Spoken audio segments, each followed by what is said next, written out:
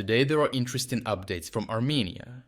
Here, the Russian hold on Armenia collapses, with the country pursuing a path towards freedom from Russian influence.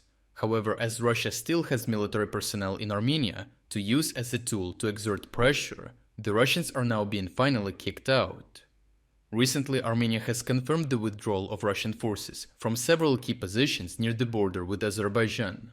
Simultaneously, control of the border crossing with Iran was also transferred to Armenian border guards.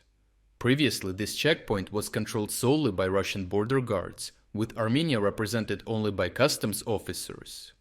Now Russian military personnel have left their posts and have effectively lost their former authority. Notably, the former joint patrols appear to have functioned largely as a symbolic security arrangement to keep the semblance of cooperation. At the same time, the overall number of Russian armed forces personnel stationed in Armenia has been reduced by about 50%. Russian radar units from the Martuni area near Lake Sevan, which were responsible for monitoring Armenian airspace and transmitting data to Armenian authorities, have also withdrawn from their positions. Russian border guards were additionally denied access to the Margar checkpoint on the Armenian-Turkish border, while the number of Russian FSB personnel deployed along that border has been steadily reduced in recent years. Additionally, several of the most strategically important border posts, including the Akurik checkpoint on the Armenian-Turkish border and the Agara crossing on the Armenian-Iranian border, are also no longer under the control of the Russian FSB. These crossings handle key economic flows and serve as critical transit points for Armenia's trade and communications with Iran and potentially with Turkey in the future. As part of the process of Armenia taking back the border control, Russian military personnel have also recently withdrawn from the Zvartnots airport in the capital Yerevan. Armenia's idea to scale down military cooperation with Russia and decrease dependence is even more visible if we take a look at Armenia's air defense architecture. Notably, at the Joint Air Defense Control Center, Armenian personnel have refused to share radar data with their Russian counterparts and now communicate exclusively in Armenian to exclude the Russians. Although Prime Minister Nikol Pashinyan stated recently that the Russian base does not currently interfere with the European aspirations of Armenia, he hinted that this position could change in the future, hinting at a potential breakaway from Russian influence. At the same time, new positions are being prepared in the Zhunik region along the Iranian border to host American air defense specialists tasked with monitoring Iranian activities, particularly missile launches. This development is widely seen as a key reason behind the rapid withdrawal of Russian armed forces units from several locations in the country and a clear transition to a partnership with Western countries. This underlines how the Russian security umbrella in the South Caucasus is eroding steadily, while other players are gaining influence.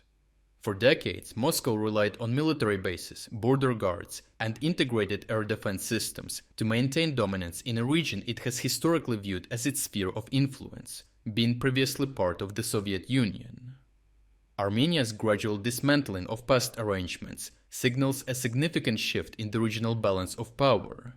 As Yerevan asserts greater control over its borders and defense infrastructure, while exploring closer ties with Western partners, Russia is losing control and influence over the region. This gradual Russian withdrawal appears to be only the beginning, as Armenia's leadership has grown doubtful of Moscow's reliability as a security guarantor, particularly after Russia never really tried to prevent Azerbaijan from taking military action against Armenia. Political developments suggest that Armenia is preparing for a decisive strategic break with Russia, even while maintaining the outward appearance of a partial and limited cooperation to avoid provoking an immediate confrontation.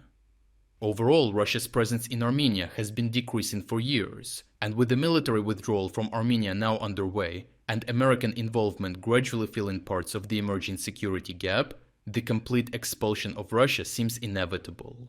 Moscow is increasingly unable to maintain dominance even in what it has long considered its backyard, reinforcing the perception of Russia as a former global power.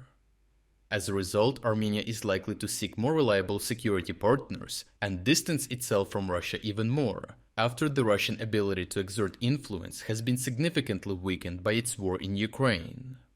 Lastly, our spring sale ends in just 3 days. This is your last chance to unlock full access to our interactive map at a massive 50% discount.